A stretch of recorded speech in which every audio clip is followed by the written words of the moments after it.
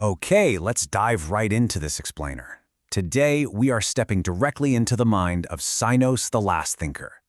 We're going to frame our journey a bit like a dramatic stage play, really getting into this monologue to understand a massive cosmic struggle. It's a clash between rigid, suffocating despair on one side and vibrant, unyielding chaos on the other. And honestly, this isn't just some abstract story. It's a deep dive into how we can actually find personal freedom right in the middle of absolute ruins. So picture this. You're standing on the edge. You are Cynos, the architect, looking down, quote, on the two-pace ledge of raw stone suspended over the ruins of my failed empire, end quote. I mean, wow. Talk about setting a grim, high-stakes scene, right? Here is an architect facing his own absolute, inevitable destruction. The tension is completely palpable. You can feel that the end seems, well, absolute. All right, Act 1, the freezing assault.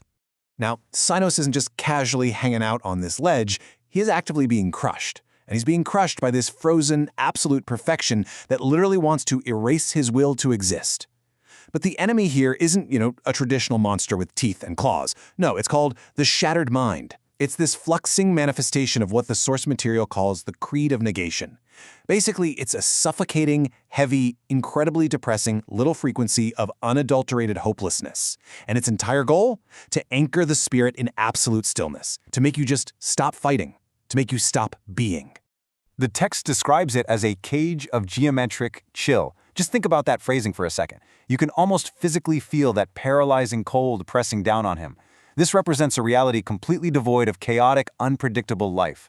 Every single angle, every line is precision engineered to force your spirit into a sterile, motionless submission. It is literally the ultimate terror of absolute, unfeeling order. Which brings us to Act 2, a clash of cosmic friction. So obviously survival instincts are going to kick in, right? And what we get is this explosive internal and external conflict. On the one hand, you've got the freezing, nihilistic order of the shattered mind, that creed of negation we just talked about. But pushing back against it is this raw, defiant hunger, represented by Cynos' vibrant red runes. These runes, woven right into his priestly robes, suddenly ignite in this fiery, visceral reaction. They are the language of the all-consuming maw. So we have this absolute stark contrast. Cold, stabilizing despair facing off against a blazing, chaotic heat that absolutely refuses to be snuffed out. Let's step back into Cynos' internal monologue for a moment. He says, "I tremble beneath my crimson mask, caught between the rigid structures of negation and the raw hunger of the void."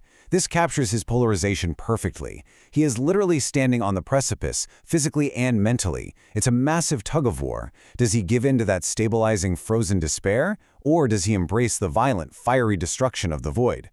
And this whole cosmic clash, it escalates in real time. We're talking mere seconds.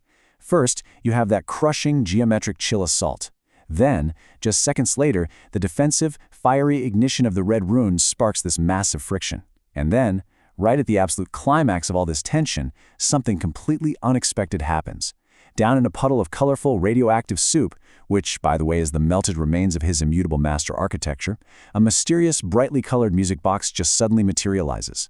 Moving into Act 3, the chaotic Dithyramb. Here is where the pacing of our whole story totally shifts. It gets erratic, it gets passionate, and honestly, joyous as we introduce the ultimate disruptor. Now, the super important thing to grasp here is that this colorful music box, it doesn't offer a logical counter-argument to the despair. It's not trying to rebuild the gilded cages of his failed empire. No. Instead, it emits a Dithyramb. It unleashes this wild, unmetered song of the spirit of becoming. It basically uses the unbinding power of the absurd to completely bypass the logical defenses of both absolute order and absolute despair. The source calls the irregular rhythm of this music a vibrant, sonic fermentation.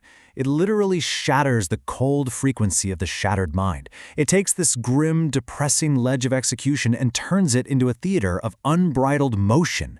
It's this massive, joyous act of defiance, basically proving that untamed, chaotic life just outright refuses to be silenced, no matter how heavy that blanket of negation gets. All right, Act 4. The crucible of transformation. Inside this crucible, these clashing forces don't just sit there. They physically alter the actual fabric of Cynos' reality.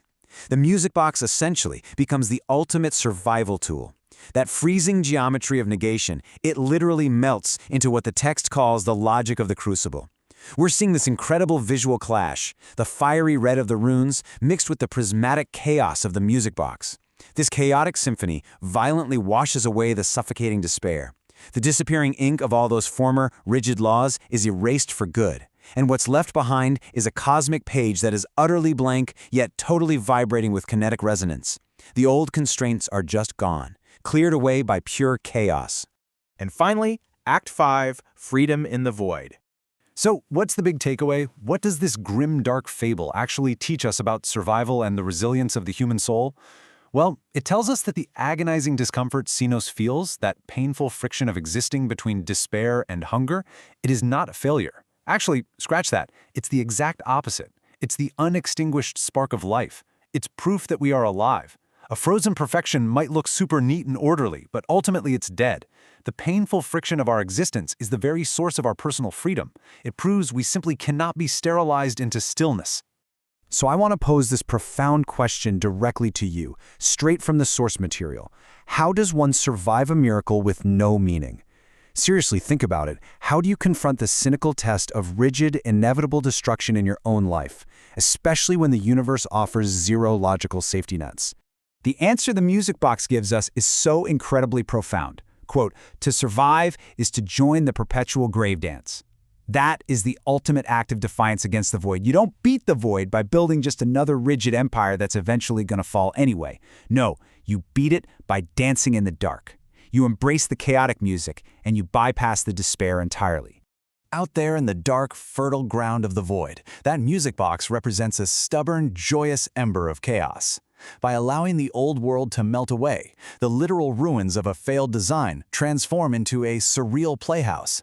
It becomes a place where the spirit is finally free to move without a master, liberated by the exact chaos it used to fear.